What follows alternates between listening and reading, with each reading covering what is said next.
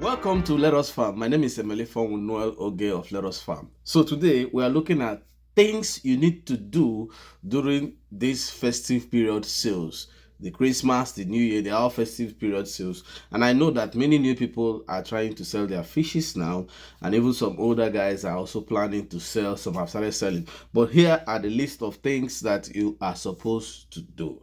Now, first of all, it's not a must that you will do these things, but these things will guide you to making more profit and avoid loss of any kind. Remember, when people come to your pond to buy fishes, some have intentions of making sure they buy from you at the cheapest amount, thereby pushing you to the edge of loss. But if you can be able to do some of these things I will itemize, you will be on a better scale. Now, if you're having any problem in your pond, all you need to do is do a video of this problem and send it to 081-353-48909. I will surely make sure to assist you free of charge. So let's dive into this and look at what you should do to make more money this period. I'll be right back.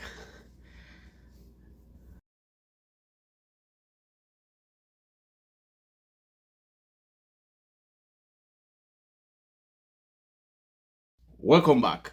Just like the video you are watching on my background, that's a video of a very nice sale. So when you are making sales like this and you are totally in control of the sale, it means you are doing well. So there are some certain things you're supposed to do to make sure that you are also doing well. First of all, if it is possible for you, before you start selling, sort your fishes. When you sort them, you actually grade them that, hey, this pond has 1 kg and above, this one has below. What happens in this is that it helps you to reduce the amount of disturbances that go into your pond during this period, especially if you are someone who just started and really don't understand what's going on. So when someone comes and say, hey, I want to buy 1 kg and above, you go to this pond.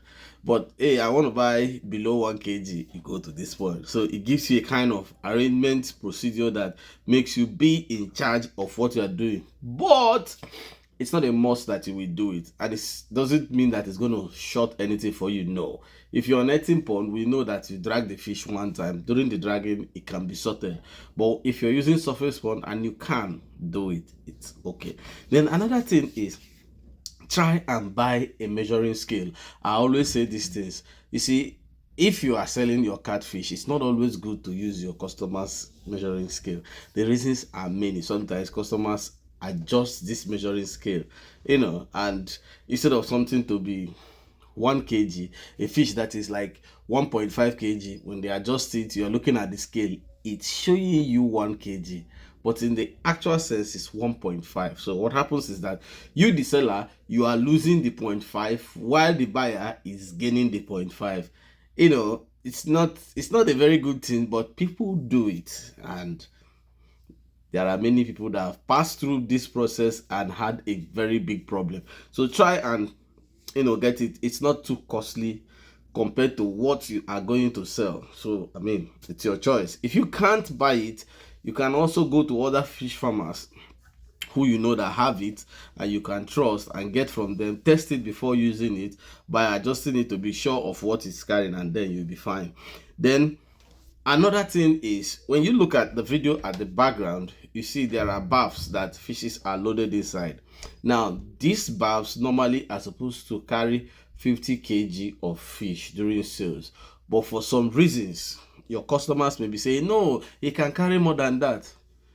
From me to you, do not load these baths more than 50 kg per sale. The reason is that when you load more than 50 kg, and if they are very big fishes, some of these fishes may likely die on the way. When it dies, these customers will call you back and tell you that what you sold to them is rubbish, that they are dying on the way. So in order to avert that situation, do not load more than 50 kg. In fact, in my own situation, if I'm selling big fishes, it's only 30 kg that I put in this bath. Yes, it's only 30 kg. It's only when I'm selling very small fishes, that's all the runs that remain in the pond, that I put 50 kg. I actually use 30 kg per this rubber. So some of them complain, but at the end of the day, I'm only trying to protect my interest. So in your own case, try and be wise. Do not accept everything that you are told. Most times, they are not true.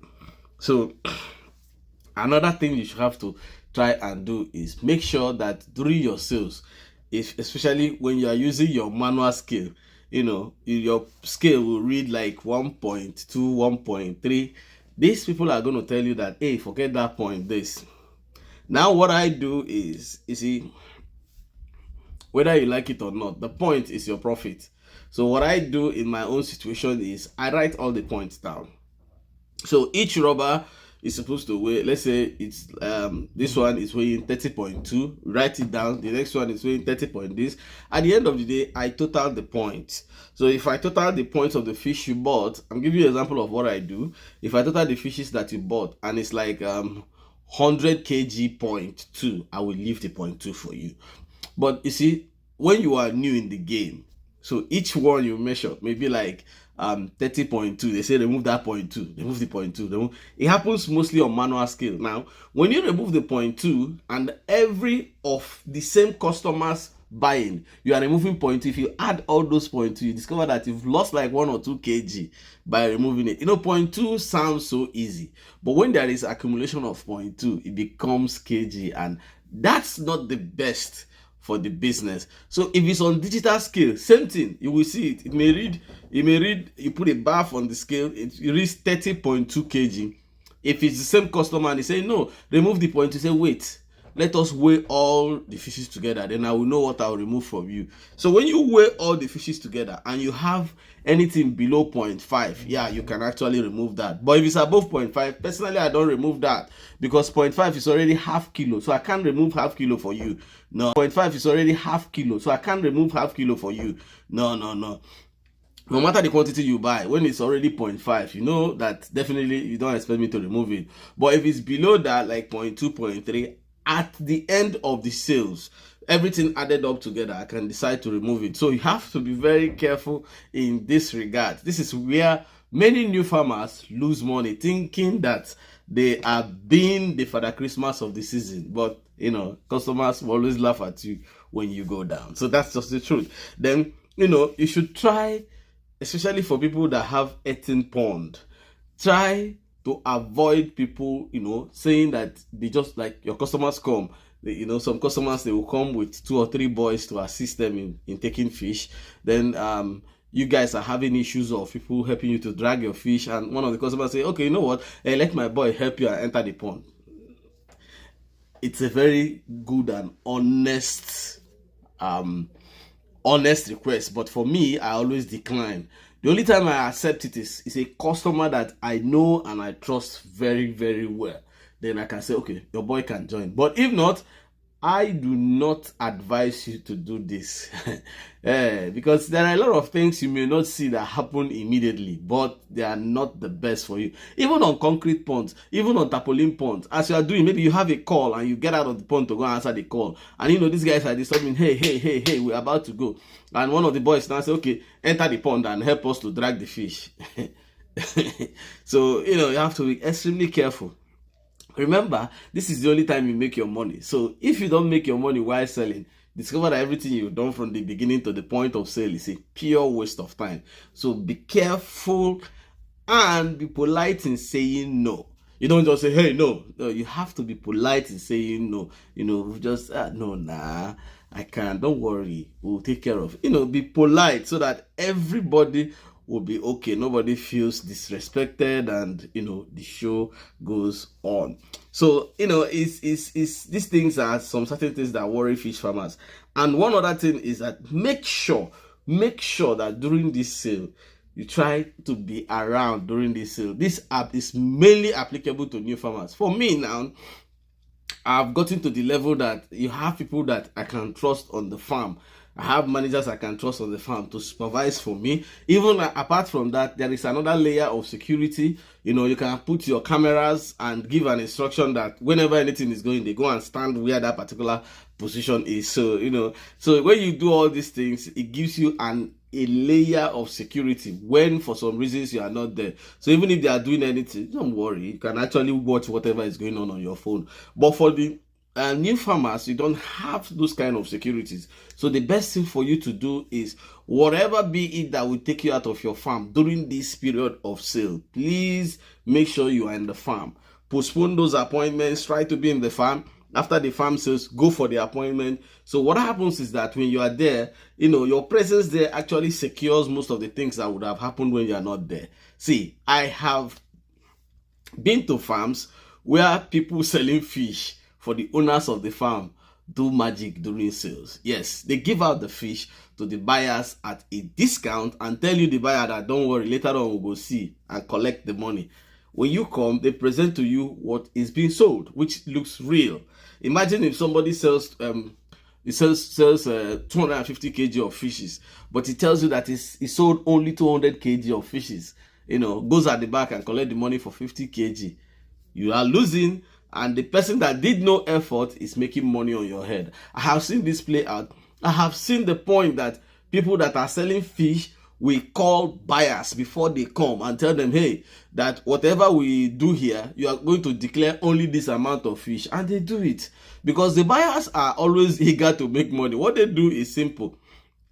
A fish that is supposed to pay, let's say it's supposed to pay 3,000 per kg.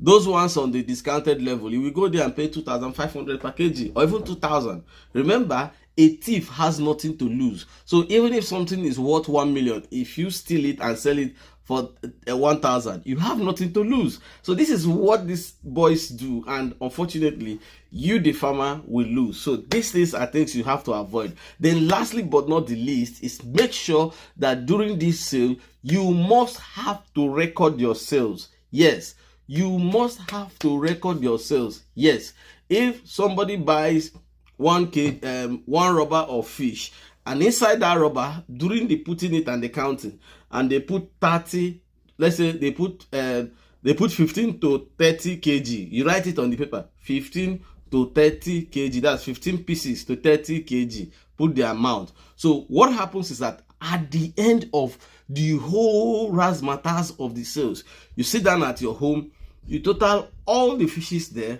it will give you your total. Then total the amount, it will give you your total. This will tell you how many fishes you actually sold. So if your fishes were missing, you will know. Then how much you are actually supposed to get. If that doesn't rhyme with the money collected there, you will know that some people somewhere did not pay. If you fail to do this, that's how people keep revolving in the business and complaining that business are not good. You may not realize that these things are errors that happen during, before, or after sales. So if there is anything that I have discussed here that you don't understand, please kindly ask me and I will clear your doubt before you make that mistake and somebody cashes in on you. So watch out for the next episode of things that you got to avoid. These one are things that you will do during this sales, and there are things that you must avoid during sales. Watch out for that episode. And until I come your way next time, my name is Melifon Noel Oge of Let Us Farm. Keep farming, it's a way of life.